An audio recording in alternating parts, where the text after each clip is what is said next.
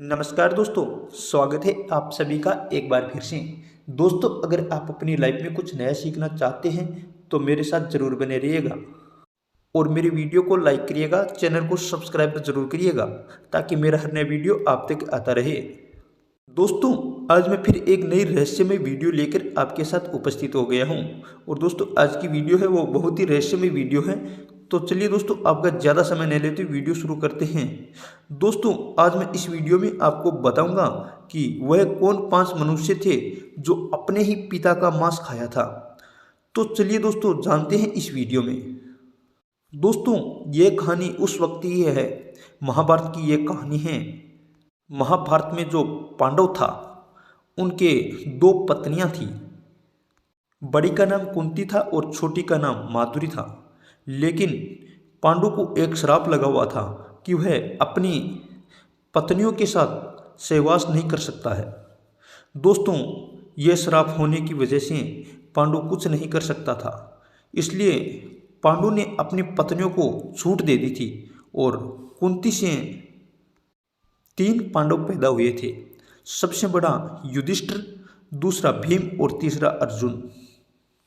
और माधुरी के 2 पांडव जन्मे थे, नकुल और सहदेव।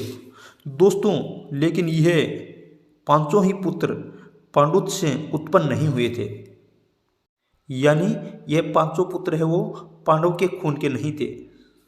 पांडु यह चाहते थे कि मेरे पुत्रों के अंदर मेरा ज्ञान कैसे दिया जाए, क्योंकि वह पांचों भाई तो पांडु के खून से बने ही नहीं थे, पैदा ही नहीं हुए थे। तो पांडु ने अपने 5 पुत्रों को बुलाया और पांडवों से उनका पिता कहने लगा कि हे पुत्रों, मैं तुमसे एक वचन मांगता हूँ, एक वरदान मांगता हूँ।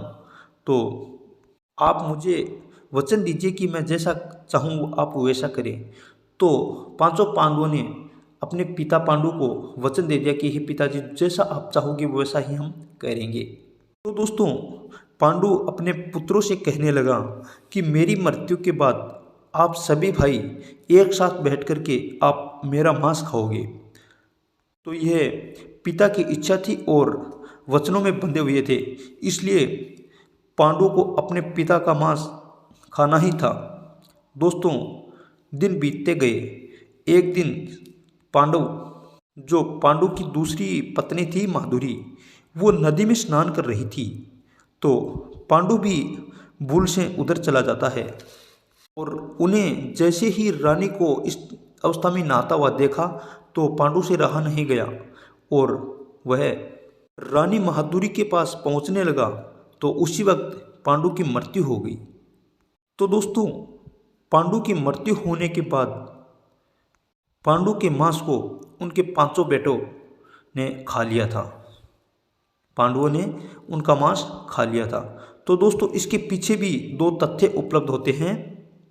प्रथम तथ्य के अनुसार सभी पांडवों ने अपने पिता का मांस मिलकर एक जगह बैठ के खाया था, लेकिन सबसे ज़्यादा मांस सहदेव ने खाया था। इसलिए सहदेव को वर्तमान और भविष्यमान और भूतकाल का सबसे ज़्यादा पता चलता है। लेकिन दूसरे तथ्य के अनुसार पांडवों ने अपने पिता का मांस नहीं खाया था।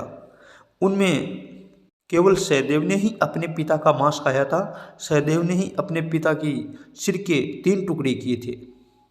तो पहले टुकड़े को खाया तो उन्हें इतिहास का ज्ञान हुआ, भूतकाल का ज्ञान हुआ, और दूसरे टुकड़े को खाया तो उसे वर्तमान की स्थितियों का पता चला, यानी वो वर्तमान में सब कुछ जानने लगा। और तीसरे टुकड़े को खाया तो भविष्य का ज्ञान हो गया, यानी कि भविष्य में क्या होगा, कैसे होगा, ये सहदेव को पता चलने लग गया।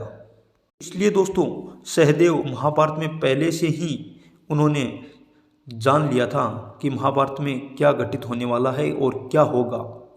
लेकिन भगवान कृष्ण इस बात को लेकर के डर गए थे कि सहदेव इस घटना को किसी को बता नहीं दे। तो भगवान कृष्ण ने सहदेव का श्राप दे दिया कि अगर तू इस घटना को किसी को बताएगा तो तेरी मृत्यु हो जाएगी। इसलिए सहदेव ने महाभारत के बारे में सब कुछ जानते हुए भी किसी को कुछ नहीं बताया। दोस्तों ऐसा कहा जाता है कि सबसे ज़्यादा ज्ञानी सहदेव ही था।